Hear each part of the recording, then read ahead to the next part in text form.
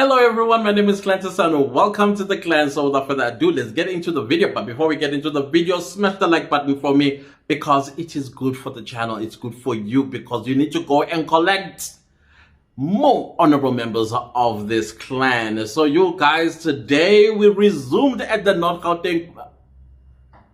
Okay.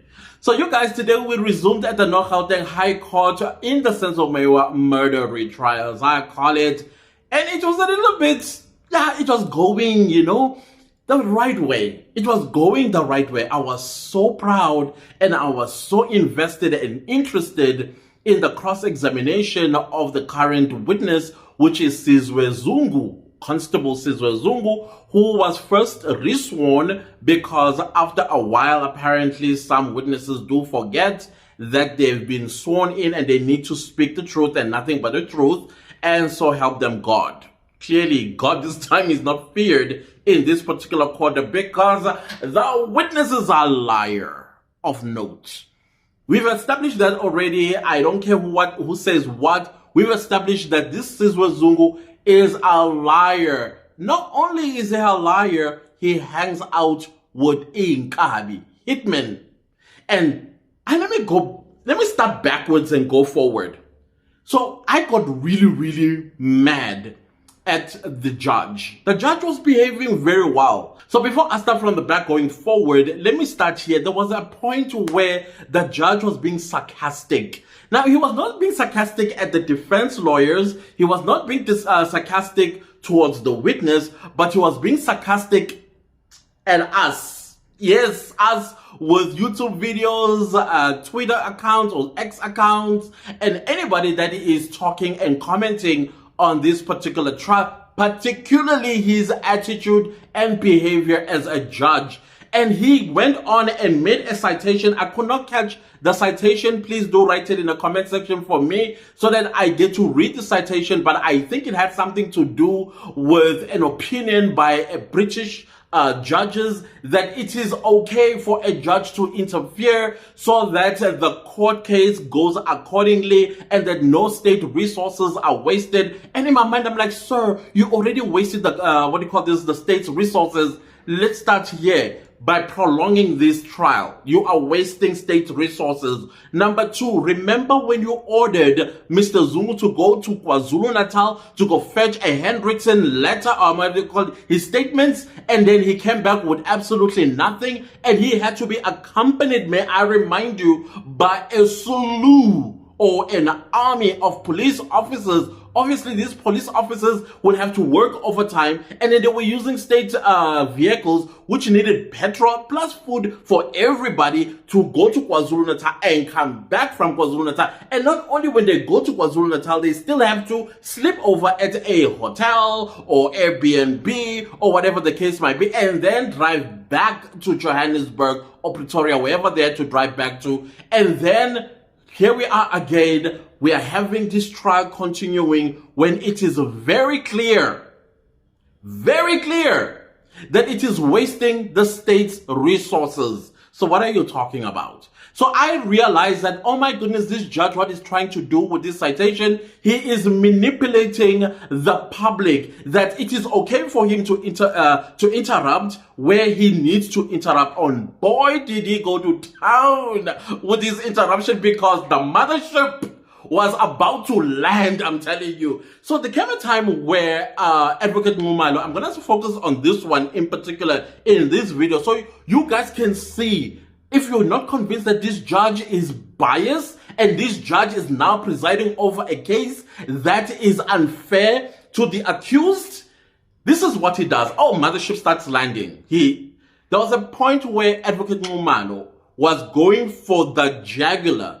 on this particular witness regarding the 26th of October 2014, when he took off from work, picked up the cousin at Carlton Center and went to Foslera's Sutu hostel. And then when he got there, remember he was driving the state car, state resources being wasted, but no, this judge is not going to point that out. He had a service pistol with him and he went to hang out INKABI. Let me state that INKABI, this is his own words as well. His own words as well. He knew that he was hanging out in a gebengu.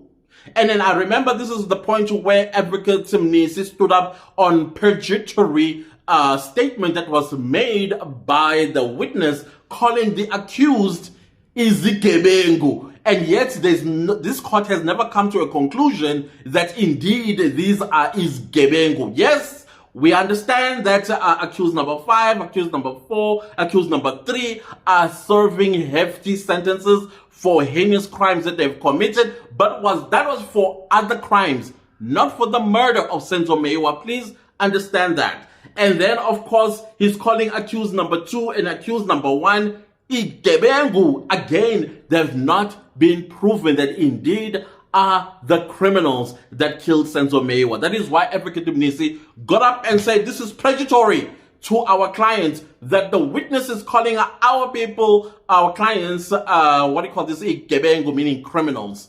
And so let's leave that one, because the judge was sitting on his ears when that happened. But of course, when Advocate Mnisi brought that up, he did chastise the witness and said, you are not allowed to say things like that. That's defamation. And of course, the witness did apologize, and then we moved on. You guys are still waiting for the mothership. The mothership is counting down to landing in this court, because this judge then decided, when Advocate Nxumalo was now placing the witness inside of the Sutu hostel. Remember, he said around 9-ish or so, suddenly 4 men came into Gwabini's room, and then they went straight to Gwabini's room, and then he said he suspected that there was something that was up, so he followed them. And when he followed them, guess what he sees? He sees these 4 men carrying guns. One was carrying a 9mm, and the other one was carrying a a revolver, special, what do you call 38 or something like that. And then, of course, Advocate Nxumalo, like he should have, goes and reminds this constable, the police constable, that according to the Criminal Procedure Act 51 of 1977, and then he cites him the appropriate section. I think it's section 40 or section 14, because I did not have time to go and peruse, but I think it's section 40, because section 40 has to do with guns and the usage of guns and things. I don't know. That's what I'm thinking. That's what I'm thinking. Do correct me if I'm wrong in the comment section. You are allowed to do that. So then he was going to these guns, that these individuals are carrying illegal firearms, and in the presence of a police officer. And apparently that section of the Criminal Procedure Act, or CPA I'm going to call it, does allow this Mr. Zungu to make an arrest of an active crime scene, as I would call it, because they had guns, illegal firearms, and they did not produce any kind of licenses for those firearms, and therefore he had the right to arrest them, or even call. I did say this in my previous video, I think yesterday's video, like, this is the same police officer that hangs out in INKABI, allegedly. Let's say allegedly hangs out in INKABI. And then he does not call the police of their jurisdiction and say, hey, there's an active crime here. I am with people that are carrying guns. Please come and arrest them and investigate if these guns do have licenses or not. But no, he does not do that. And I was thinking, Baloy is going to stand up and object and then incite section 35 of the Constitution. But guess who does it? This is when mothership lands. The judge becomes the state prosecutor. And then he says, whoa. This witness does have the right not to incriminate himself. And I'm like, that was supposed to be the state that objected to. And correctly so. Advocate Nxumalo said, but that is the state's case. They should be the one that object. But no, it's the judge that objected. And the judge said, now remember why the judge made a citation earlier on, to manipulate now the court itself, to manipulate the defense as well as the public, that he is allowed to interfere or interrupt during, cross-examination. But no, he will not do that with Baloy. He only does it with the defense. But okay, fine. This is when he said, and then it was a bit of a debate around Section 35 of the Constitution. Advocate Meyiwa said, no, this is a witness. And so he's asking question. If the witness does not want to answer to these questions, let him be the one that says he doesn't want to answer the question. Of course, Advocate Baloy, the teacher's pet, stood up and then read, I think, some citation as well. Again, guys, I apologize. I was just listening. I will look into these citations, where they got them from. I think he read something around section 205 or 202. I don't remember. I will check it and I will correct it in the next video. And then that particular section talks about a witness being protected from incriminating themselves in a case where they are cross-examined and they are a police officer, and this might actually get them charged with the crimes that they're admitting on the stand. Okay, fine, I accept that. I accept that you have the right to remain silent and you have the right not to incriminate yourself in a situation like that. I agree with that. I support that. But why is it the judge that has done the objection, not the state? Because I kept thinking, oh my goodness, Baloy is about to get up. Baloy is going to get up on Section 35, but no, it's the judge. And then this judge says, I am a fair judge. Fair to who? Who are you fair to, sir? Because you are not fair. In fact, you are not presiding over a fair trial anymore. We've established that when you came back, when you remember your order to get this witness to go to KwaZulu-Natal and fetch the handwritten statements. And then on Sunday, you are briefed that, oh no, we don't have these statements. And then you prejudge and you write a prejudgment. And you bring it on Monday, and then you tell the country that, oh, I wrote this judgment last night because I can't seem to find what I'm trying to... Like, for real now, you are presiding over an unfair trial. This is unfair. It doesn't matter what you say about us. You say, oh, according to the self-appointed experts, yes, and proud of it too. We are proud of it, but you can insult us all you want.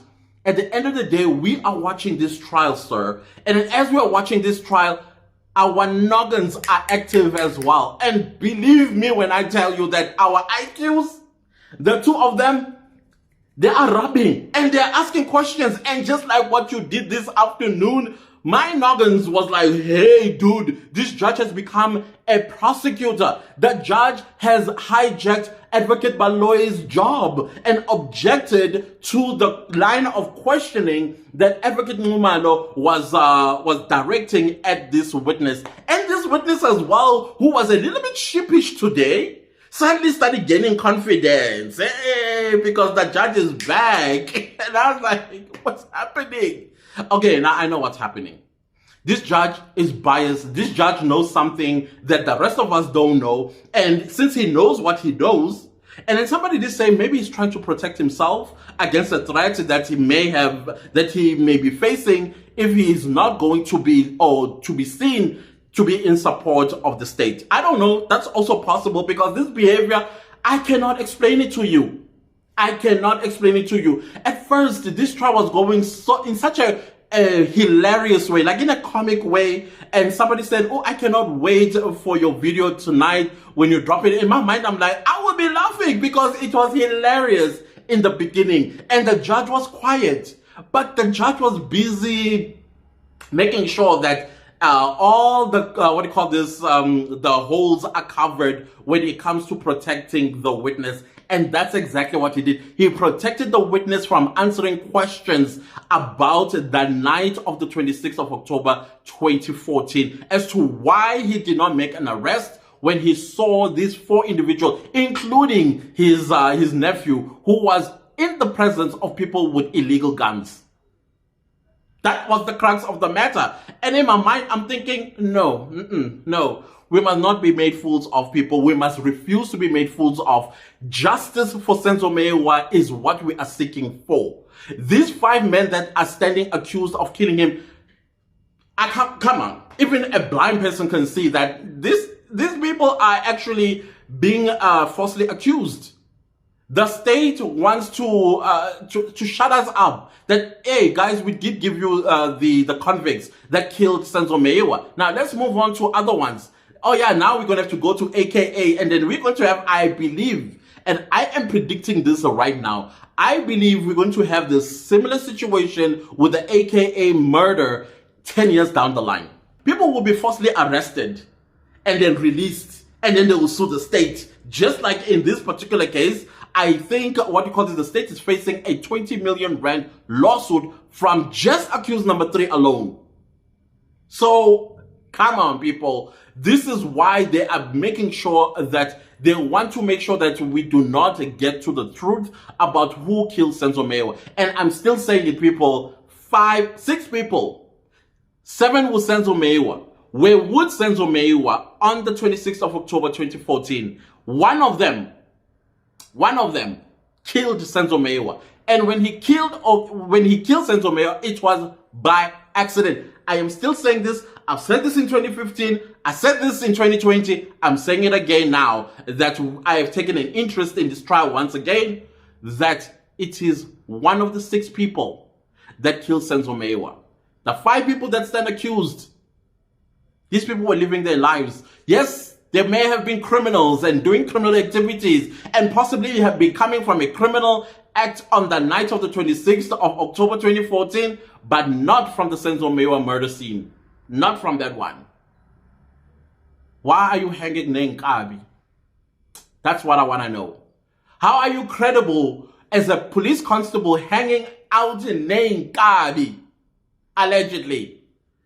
So anyways, guys, I think this is... Look, I have notes upon notes that I was writing during the trial. Just start doing other things as well.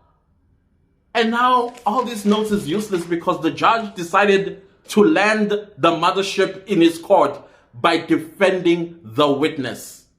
The stage had no problem, it was quiet, but the judge was like, we are not going to allow this to happen in my court. It's the state's case. You are a presiding officer. Whatever those British judges' opinion were, I don't know how it persuaded you into thinking that now that gives you power to interrupt and go as far as overreaching, but doing what? Defending the witness. Anyways, guys, this is all that I wanted to say in this video. If you like the video, give it a like. If you didn't like the video, give it a like. Anyways, do subscribe to my YouTube channel. And don't forget to click the bell notification so you get notified every time I upload a new video. Thank you so much to everybody that's super thanking this channel and supporting it financially. I highly appreciate you guys very, very much. Please do leave me a comment down below and let me know what did you think about the middle part of this particular trial since it resumed today, the 2nd of October 2023. I highly appreciate you guys all the time. Share this video far and wide, and let's see each other next time with a new video. Goodbye.